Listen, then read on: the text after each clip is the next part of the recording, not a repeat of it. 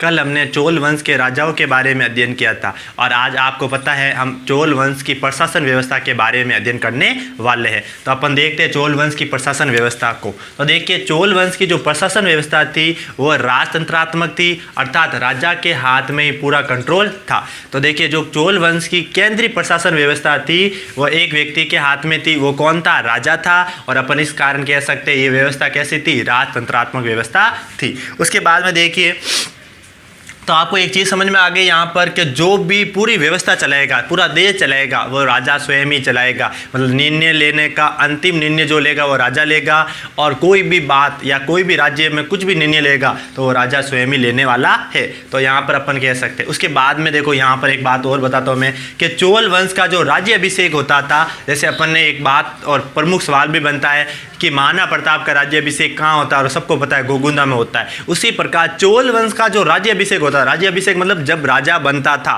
उसका मुकुट धारण करना, उसे तलवार बंदी करना, तो उस समय जब राजा बनता था तो राजा का जो राज्य अभिषेक होता था वो कहाँ पर होता था? तंजौर व गंगेकोट्टम स्थान पर होता था। इन दोनों स्थानों के बारे में आपको बताया हुआ है मैंने, राजा जब पढ़ाया था कि गंगेकोट्टम और तंजौर दोनों की दोनों क्या रह गई? राजधानी बनी थी। किसकी? चोल वंश की। ये दोनों क्या थी? राजधानी थी। कौन कौन सी? तंजौर और गंगेकोट्टम।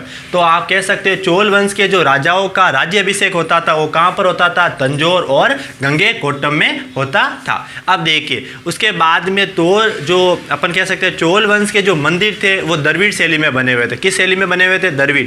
इससे पहले मैंने आपको नागर शैली पूरी पढ़ाई है। अब आपको दूसरे जो अपन कहते हैं कि नागर शैली के जो मंदिर है वो उत्तरी भारत में बने हुए होते हैं, और सेकंड नंबर जो द्रविड़ शैली के जो मंदिर बने होते हैं वो दक्षिण भारत में बने हुए होते हैं। तो जो द्रविड़ शैली के जो मंदिर बने हुए थे वो दक्षिण भारत में बने हुए थे, और वहाँ पर आप कहते हो कि मंदिर किसके होते हैं? भगवान ईश्वर के होते हैं। लेकिन चोल वंश में थोड़ा सा अलग था। जी हाँ, ईश्वर के मंदिर तो थे, लेकिन मंदिर में ईश्वर के पास में चोल सम्राट की भी प्रतिमा होती थी। मतलब आप कह सकते हो कि ईश्वर की प्रतिमा तो होती थी और पास में राजा की भी प्रतिमा होती थी। तो चोल वंश की एक प्रमुख विशेषता यहाँ पर यह निकलती है कि चोल वंश में ईश्वर के पास में राजा की भी क्या होती थी? प्रतिमा होती थी, यानी मूर्ति होती थी। लेकिन उस राजा की मूर्ति होती थी जिसकी क्या हो चुकी हो? मृत्यु हो चुकी हो। मतलब राजा की मृत्यु होने के बाद में राजा को क्या माना जाता था? ईश्वर माना जाता था। और इसके अपन को प्रमाण भी मिलते। आज दक्षिण भारत में राजेंद्र प्रथम, राजेंद्र द्वितीय के क्या मिली अपन को? मूर्तियां प्राप्त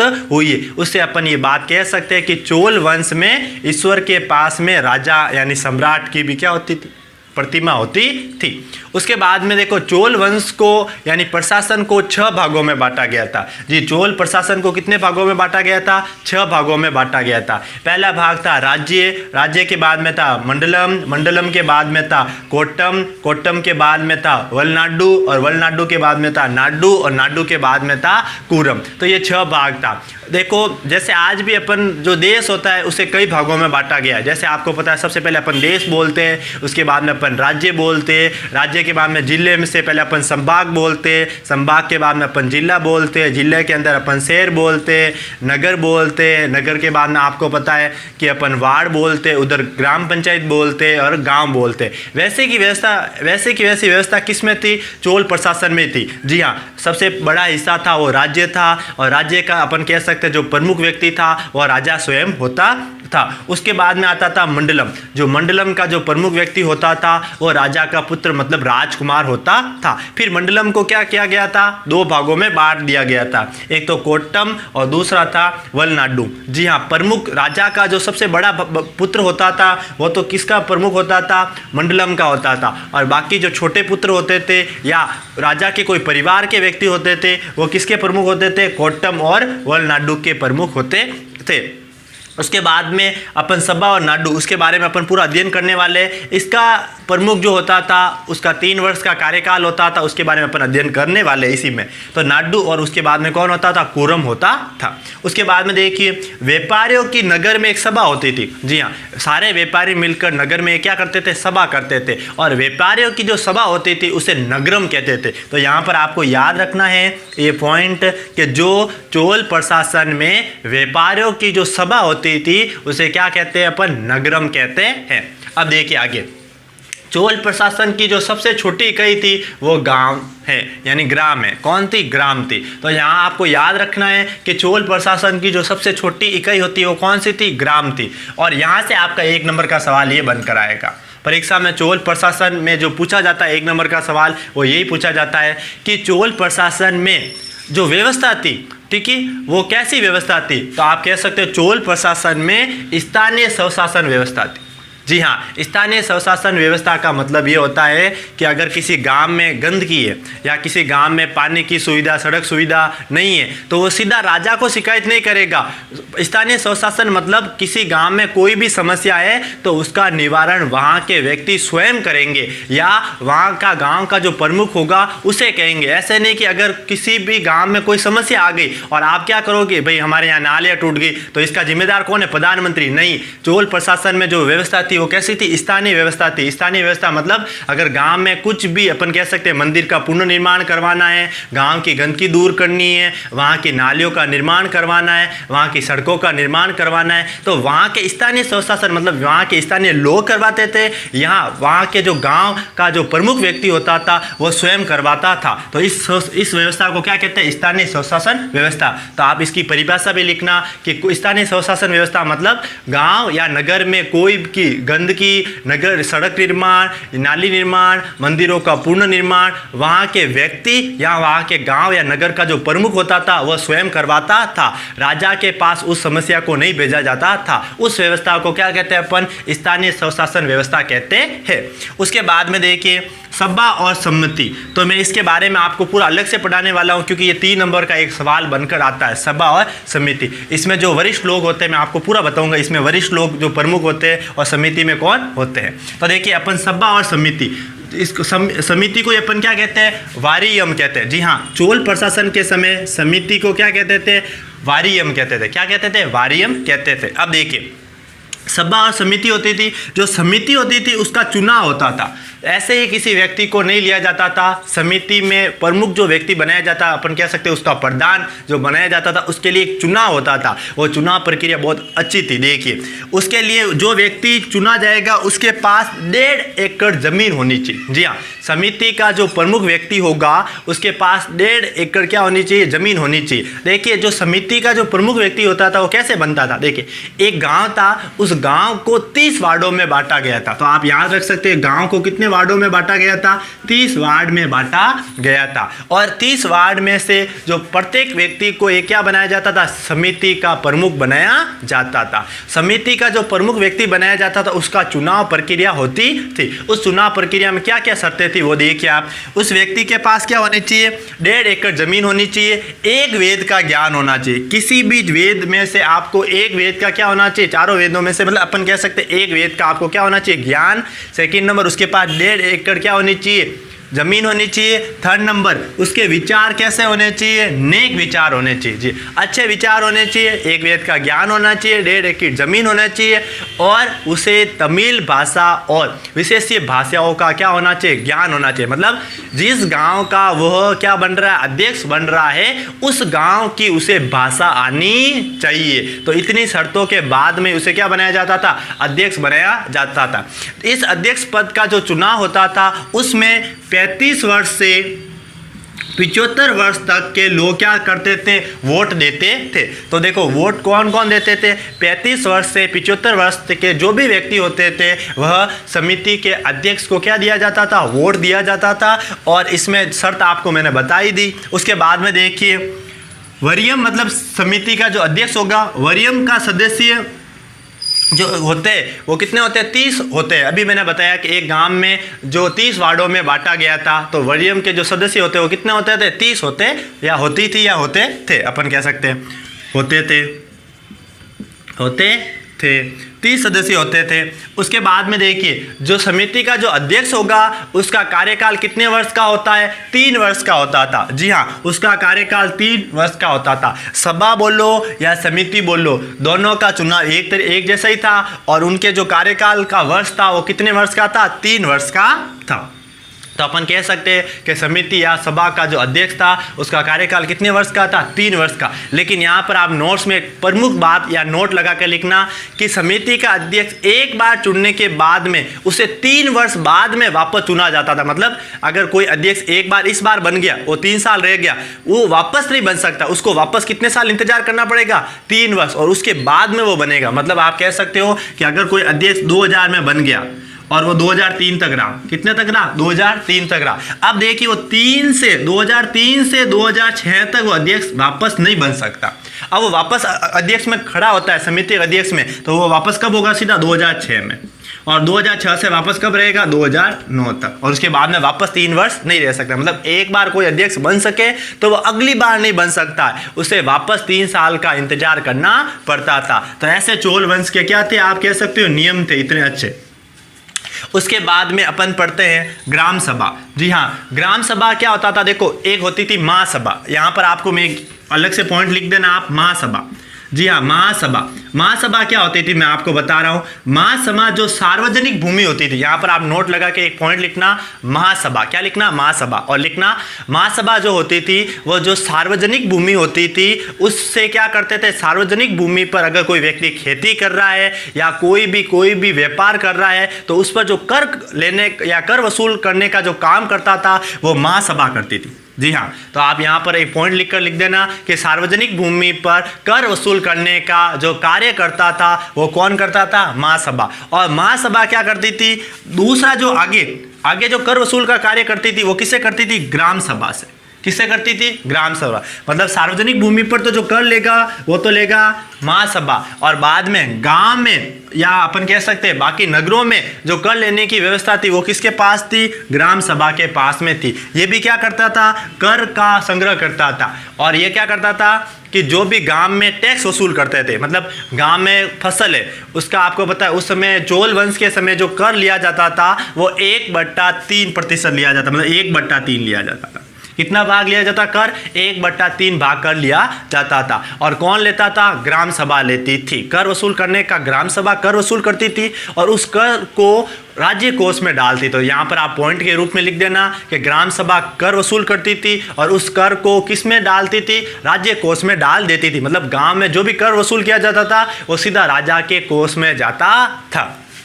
ठीक है, उसके बाद में देखिए राजकोष में डाला जाता था, मैंने अभी आपको बताया है। और ग्राम सभा क्या करती थी, जो भी गांव में जो विवाद होता था, मैंने आपको पहले ही बताया कि स्थानीय स्वशासन था। गांव में कोई भी लड़ाई झगड़ा या विवाद हो जाएगा तो उसका निपटारा उसी गांव में ही होगा, उसको राजा के पास वो केस नहीं जाएगा, या आप कह सकते हैं विवाद नहीं जाएगा। तो जो भी गांव में जो भी विवाद होगा उसका निपटारा ग्राम सभा स्वयं ही करती थी। और मंदिरों का निर्माण, मैंने आपको पहले बताया, नालियों का निर्माण, सड़कों का निर्माण और मंदिरों का निर्माण स्वयं कौन करेगा, स्थानीय स्वशासन होने के कारण गाँव खुद ही करेगा, मतलब ग्राम सभा स्वयं ही करेगी। तो जो मंदिरों का निर्माण करना, मंदिरों का जीर्णो उद्यान, जीर्णो मतलब अपन कह सकते हैं मंदिरों का पुनर्निर्माण करना, मंदिरों में अगर टूट फूट हो चुकी है तो उसका पुनर्निर्माण करने का कार्य भी कौन करता था, ग्राम सभा। तो आप कह सकते हो ग्राम सभा के क्या क्या कार्य थे, ग्राम सभा का कर वसूल करने का कार्य था, कर वसूल करके उसे किसको कहां पर पहुंचाती थी, राज्य कोष में पहुंचाती थी। उसका कार्य था मंदिरों का पुनर्निर्माण करना, मंदिरों का निर्माण करना, सड़कों का निर्माण करना, नालियों का निर्माण करना, तथा अपन कह सकते हैं गांव में कोई भी विवाद है तो उसका निपटारा भी कौन करती थी, ग्राम सभा स्वयं ही करती थी। उसके बाद में देखो कर के प्रकार, उस समय कर किस किस पर लिया जाता था, विवाह कर। जी हाँ, विवाह पर भी क्या लिया जाता था, कर लिया जाता था। मतलब किसी के घर में अगर विवाह है तो आप क्या लिया जाता था, कर लिया जाता था। अपन जब राजस्थान के बारे में पढ़ेंगे तो मैं आपको वहाँ पर बताऊंगा चौरी कर वगैरह जो अमर सिंह ने लिया था, 5 रुपये का कर लिया जाता था। तो मैं आपको बताऊंगा वो बिजोलिया किसान आंदोलन जब मैं आपको पढ़ाऊंगा, क्लास 10th में भी है बिजोलिया आंदोलन और क्लास 12th में भी बिजोलिया आंदोलन। तो वहाँ पर मैं आपको एक एक विवाह के कर के बारे में बताने वाला हूँ। तो देखिए विवाह कर भी लिया जाता था, उसके बाद में व्यापार कर भी लिया जाता था, चुंगी कर भी लिया जाता था। चुंगी कर, व्यापार कर, चुंगी कर मतलब एक सड़क से आप कह सकते हो सड़क का कर, व्यापार कर लिया जाता था और विवाह कर। ये 3 प्रकार के उस समय चोल वंश में कर लिए जाते थे। तो आप यहाँ पर लिख देना कि चोल वंश में 3 प्रकार के कर लिए जाते थे, विवाह कर, व्यापार कर और चुंगी कर। जो कर लिया जाता था वह कुल उत्पाद का 1/3 भाग लिया जाता। मैंने आपको पहले बताया है कि व्यापार, देखो जो जमीन थी ना उन्हें 12 भागों में बांटा गया था। जी हाँ, आप यहाँ पर लिख देना, चोल वंश में भूभाग को 12 कोड में बांटा गया। 12 कोडी कहते हैं एक तरीके से उसकी भाषा में, चोल वंश की, कि 12 कोडी में बांटा गया था। कितनी कोडी में बांटा गया था? 12 कोडी में। 12 कोडी मतलब 12 अलग अलग भाग, जमीन को 12 भागों में बांटा गया। कैसे? कैसी जमीन जहाँ पर अपन कह सकते हैं कि उपजाऊ ज़्यादा हो, थोड़ी उपजाऊ कम हो, ऐसी जमीन जहाँ पर आप कह सकते हो उपजाऊ हो ही नहीं, ऐसी जमीन जो सरकार के अंदर भी हो, सार्वजनिक भी हो, और किसके हाथ में हो? आप कह सकते हो कर्ज पर दी गई हो, मतलब सार्वजनिक तो हो लेकिन किसानों को फसल उगाने के लिए दी गई हो। ऐसी जमीन जो मालिक के हाथ में, स्वयं के हाथ में हो, ऐसी जमीन जो मालिक खुद किसी और को दे। तो इस प्रकार की जो जमीन थे उसे कितनी भागों में बांटा गया था? 12 भागों में बांटा गया था। लेकिन जो कर लिया जाता था वो पूरे उत्पाद का, मतलब फसल कटने के बाद में वो जो उत्पाद हुआ उस उत्पाद का 1/3 हिस्सा क्या लिया जाता था? कर वसूल किया जाता था। उसके बाद में देखिए, आपको पता है जो चोल वंश है, मैंने आपको पहले बताया तमिलनाडु का वंश था। तमिलनाडु मतलब दक्षिण भारत का वंश था। तो देखिए, दक्षिण भारत में नहर प्रणाली जो चोल वंश में लाई गई थी, वो आप कह सकते हो दक्षिण भारत में नहर प्रणाली लाने वाला वंश कौन सा था? चोल वंश। तो यहाँ तो आपका इंपॉर्टेंट एक प्रश्न भी बनता है और आप नोट लगा के लिख देना कि दक्षिण भारत में नहर प्रणाली लाने वाला, यानी नहर प्रणाली लाने वाला व्यक्ति, आप मेरे को यहाँ पर एक ऑप्शन में, मतलब आप कह सकते हो कमेंट में मेरे को उत्तर भी लिख कर देना है। मैंने आपको बताया था नहरीय प्रणाली लाने वाला राजा कौन था। चोल वंश में नहरीय प्रणाली लाने वाला राजा कौन था? आप कमेंट में उत्तर लिखना आप, ठीक है। आप देखिए, जो आप कह सकते हो दक्षिण भारत में नहर प्रणाली लाने वाला वंश कौन सा था? चोल वंश। और आप मेरे को कमेंट में उत्तर लिख कर देना कि चोल वंश में भी वो कौन सा महान राजा था। मैंने आपको बताया था कि चोल वंश का जो सबसे बहादुर राजा था, सबसे खतरनाक सम्राट था, उसने नहर प्रणाली लाई थी। तो आप लिखना कमेंट में उसका उत्तर कौन सा था। और आपको मैं बता देता हूँ दक्षिण भारत में नहर प्रणाली लाने वाला व्यक्ति को कौन सा वंश था? चोल वंश था। उसके बाद में देखिए समाज की स्थिति। जी हाँ, देखो आप अपन समाज की स्थिति, और समाज को आपको पता है कि हर वंश में 4 भागों में बांटा गया था। वैश्य बांटा गया था, आपको पता है क्षत्रिय बांटा गया था, उसके बाद में ब्राह्मण बांटा, ऐसे 4 वंशों में बांटा गया था। लेकिन यहाँ पर प्रमुख और नोट वाली बात यह है कि जो चोल वंश था उसमें जो आप कह सकते हो वर्ण के अनुसार या धर्म के अनुसार समाज को सिर्फ 2 भागों में बांटा गया था। जी हाँ, समाज को एक तो ब्राह्मण और एक अब्राह्मण। जी हाँ, एक तो ब्राह्मण जो मंदिर में जाएंगे, मंदिर की जो पूजा करेंगे वो कौन होंगे? ब्राह्मण होंगे। और अब्राह्मण मतलब जो मंदिर में नहीं जा सकता, वो ईश्वर के पंडित नहीं बन सकते। मतलब आप कह सकते हो कि चोल वंश में धर्म या आप कह सकते हो समाज कितने भागों में बांटा गया था? सिर्फ मात्र 2 भागों में बांटा गया था। एक तो ब्राह्मण होगा और एक अब्राह्मण। तो एकदम आसान है। और किसके अनुसार बांटा जाता था? तो आपको ही पता है, धर्म और वर्ण के अनुसार ही बांटा जाता था। धर्म और वर्ण के अनुसार क्या बांटा जाता था कि वो ब्राह्मण होगा या अब्राह्मण होगा। उसके बाद में देखिए महिलाओं की स्थिति। चोल वंश में महिलाओं की क्या स्थिति थी? तो मैं आपको यहाँ पर एक पॉइंट बता देता हूँ कि चोल वंश में भी आप कह सकते हो पिता ही परिवार का प्रमुख व्यक्ति होता था, महिला नहीं होती थी। जी हाँ, चोल वंश में जो प्रमुख व्यक्ति होता था परिवार का, वो पिता ही होता था। उसके बाद में अपन महिलाओं की स्थिति पढ़ते हैं। तो चोल वंश में उच्च कुल की महिला, कौन से कुल की महिला? उच्च कुल की महिला। कौन से कुल? उच्च कुल की जो महिला होती थी उसमें के पास जो संपत्ति होती थी तो उस संपत्ति का अधिकार उसे स्वयं होता था। मतलब उच्च कुल की महिला के पास अगर संपत्ति है तो वह संपत्ति की स्वामिनी कौन होगी? वो महिला स्वयं ही होगी। मतलब उसका पुत्र नहीं होगा, उसका पति नहीं होगा। उच्च कुल की जो महिला होगी उसकी संपत्ति का पूरा स्वामित्व उसके पास ही रहेगा। उसके बाद में उच्च कुल की महिला अगर चाहे तो अपनी संपत्ति बेच भी सकती है। महिलाओं को चोल वंश में पढ़ने का अधिकार था और उच्च वर्ग की महिलाओं को पढ़ने का अधिकार था। ठीक है, अब देखिए चोल वंश की अपन पढ़ते हैं आगे सांस्कृतिक स्थिति। ठीक है, तो देखिए अपन सबसे पहले पढ़ रहे हैं मंदिर। और मैंने आपको पहले बताया कि चोल वंश के जो मंदिर थे वो कौन सी शैली के थे? द्रविड़ शैली के मंदिर थे। द्रविड़ शैली के मंदिर कैसे होते हैं? देखिए मैं आपको बता देता हूँ। इस प्रकार के मंदिर होते हैं। यहाँ पर एक है, उसके ऊपर इधर आप कह सकते हो बने हुए, उसके ऊपर वापस ऐसा हवा महल देखा ना आपने, उस टाइप का अपन राजस्थान में हवा महल कह सकते हैं एक तरीके से। या दक्षिण भारत में आपने मंदिर देखे होंगे, ये पूरे के पूरे इस वर्गाकार मंदिर होते हैं। एक तो अपन कह सकते हैं ये मंदिर कैसे होते थे? वर्गाकार मंदिर होते थे। मंडल होते थे, अर्धमंडल नहीं होते थे। मैंने मंडल आपको नागर शैली में भी बताए थे मंडल क्या होते थे। वर्गाकार मंदिर होते थे, उसके अंदर क्या होते थे आप कह सकते हो मैं मंडल होते थे। और मंदिर कैसे होते थे, बहुत लंबे होते थे, मतलब आप लंबाई में बहुत ज़्यादा होते थे, वर्गाकार मंदिर होते थे। मैं आपको इसका फोटो भी बता दूंगा। तो यहाँ पर आपको मैं कह सकते हो जो आप कह सकते हो द्रविड़ शैली के जो मंदिर होते थे। और सेकंड नंबर मंदिर बहुत सुंदर होते थे। मंदिर के ऊपर बाहरी भाग पर पत्थर पर खोदकर मूर्तियां बनाई जाती थी, अर्धनंगेश्वर मूर्तियां बनाई जाती थी। किसके, मंदिर के बाहर में, मतलब मंदिर के ऊपर जो पत्थर होगा उसके ऊपर पूरा का पूरा क्या होगा, मंदिर के ऊपर जो पत्थर होगा उसके पूरे ऊपर क्या होगे, आपको ईश्वर की मूर्ति नजर आएगी। और जो मंदिर होगा वो वर्गाकार होगा, उसके अंदर क्या होंगे, मंडल होंगे। और मंदिर बहुत लंबाई में बहुत क्या होगा, बड़ा होगा। और मंदिर दक्षिण भारत के मंदिर सबसे सुंदर मंदिर होते हैं, यह दिमाग में रखना। अगर अपन को कहे कि भारत के सबसे सुंदर जहाँ मंदिर होते हैं वो कहाँ के होते हैं, तो भारत के जो सबसे सुंदर मंदिर होते हैं वह द्रविड़ शैली के मंदिर होते हैं। और कौन से, दक्षिण भारत के। लेकिन यहाँ पर आपके सिर्फ किताब में द्रविड़ शैली के बारे में लिखा हुआ है, इसके बारे में वर्णन नहीं किया हुआ है, इसलिए मैं आपको इतना वर्णन करके नहीं बता रहा हूँ।